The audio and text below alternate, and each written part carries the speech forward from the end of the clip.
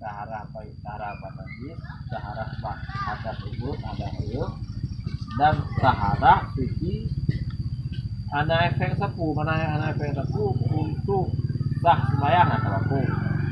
Untuk tak puput baca Quran atau aku. Cuma nyo berefek sangat hana zat dari segi badan tu. Nanti na pembahasan dalam petang. Nyo pegah dia na suci daripada najis, na suci daripada hadas ubud dah air, dan na suci daripada udalak badan. Itu contoh. Na kalam ini kan.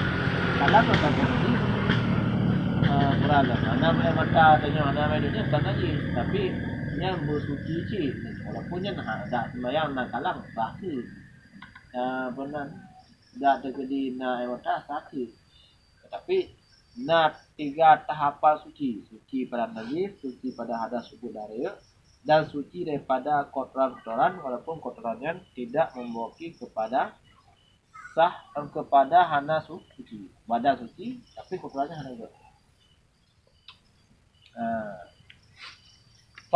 Fasul awal fi najasati.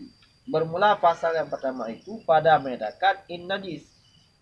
Ketahui olehmu bahwasanya in suatu itu ada kalanya hewan, yakni binatang, dan ada kalanya duduk daripada hewan itu, dan ada kalanya yang lainnya daripada hewan, dan lainnya daripada duduk hewan itu.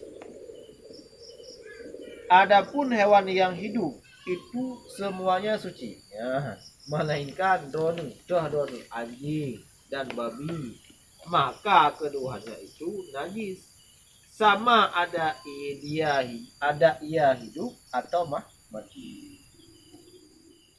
Jadi dipegah secara global, secara garis besar, itu dipegah dalam tu utama secara pertahan, secara rincian. Itu dipegah pun masalah najis. Najisnya najis in. Najisnya baiknya dari in binatangnya ataupun duduk binatangnya.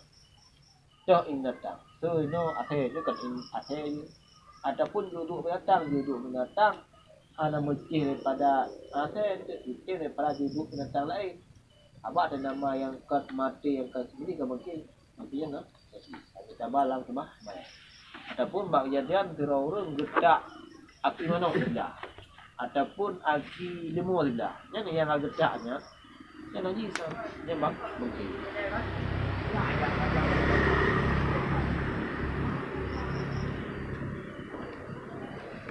Hewan yang hidup, hewan yang masih hidup, kan duduk terpisah, ataupun kan hewan yang mati. Ya, hewan yang hidup yang total najis, angku, babi dan peranakan luarnya, baiknya Aceh di mengkawin dengan bui ataupun Acehnya mengkawin dengan kemeng ataupun mengkawin dengan lemur.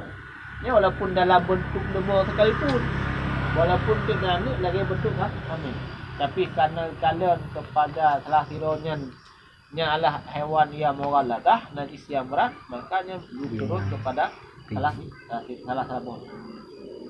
Ana muncih agam tu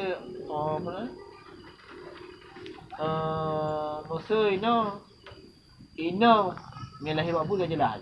Ana ni no bui no agam kita. Ya ya. Walaupun lahir dalam bentuk binatang kambing ataupun lembu.